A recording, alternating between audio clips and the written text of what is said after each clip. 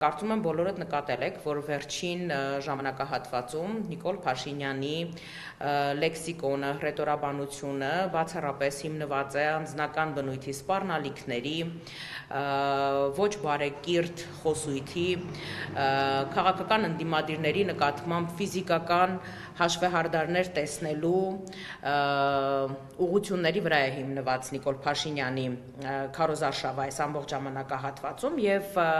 ակնհայտ է, որ քաղաքական բանավեճի որևէ տարր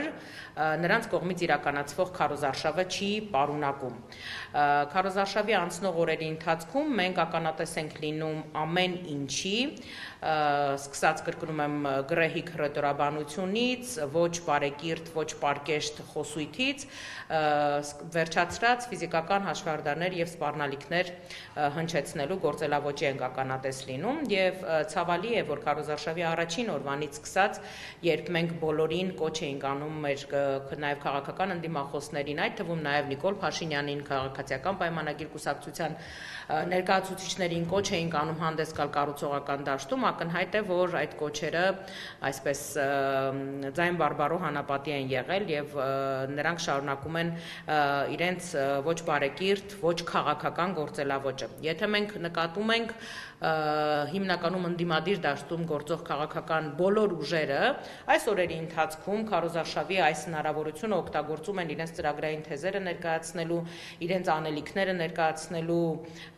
ուղղությամբ են շարժվում, սակայն քաղաքացիական պայմանագիր կուսակցությունը եւ Նիկոլ Փաշինյանը բացառապես քարոզարշավը տեղափոխել են սպառնալիքների եւ ոչ բարեկրթության դաշտ։ Անգամ այս խոսույթը տեղափոխվել է քաղաքական ընդդիմախոսների այս դեպքում Բարգավաճ Հայաստան կուսակցության նախագահ Գագիկ Ծառուկյանի նկատմամբ անձնական այսպես սպառնալիքների վիրավորանքների հնչեցման դաշտ, ընտանիքի անդամներին թիրախավորելու դաշտ, որը կարծում եմ, որ բոլորի համար ակնհայտ է, որ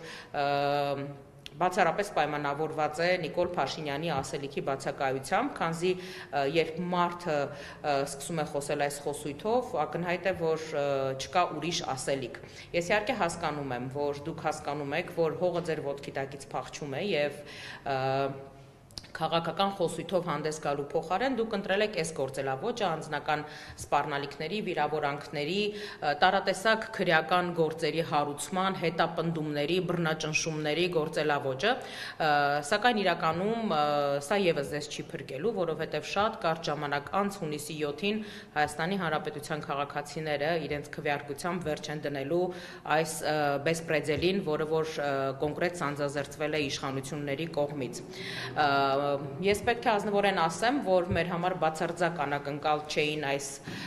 սպառնալիքները, հետապնդումները, բռնաճնշումները, որովհետև մենք պատրաստ էինք այս ամեն ինչին,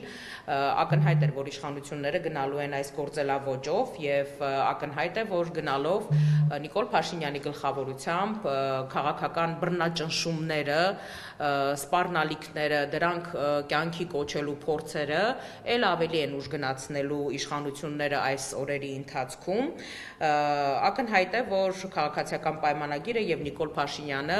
հրաժարվում են ծրագրային ու բովանդակային քաղաքական երկխոսությունից եւ շարժվում են իրենց այսպես նախանշած ճանապարհով, որը մղոններով հեռու է քաղաքակիրթ կոչվելուց։ Մենք այս օրերին տեսնում ենք, որ մեր թիմակիցների, մեր գործընկերների նկատմամբ, մեր քաղաքական թիմի անդամների նկատմամբ բռնաճնշումները, կալանավորումները, տարատեսակ քրեական գործերի հարուցումը այսպես դարձել է այլևս օրինաչափ, եւ այս ամբողջ ընթացքում պետական ու վարչական ռեսուրսը լծված է ընդամենը մեկ նպատակի լրացնել քաղաքական ընդդիմախոսներին, այս դեպքում ակնհայտ եւ ուղղորդված հաշվեհարդարի գործընթացներ են տեղի ունենում հատկապես Բարգավաճ Հայաստան կուսակցության եւ մեր քաղաքական թիմի անդամների նկատմամբ։ Հարուցվում են տարատեսակ քրեական գործեր,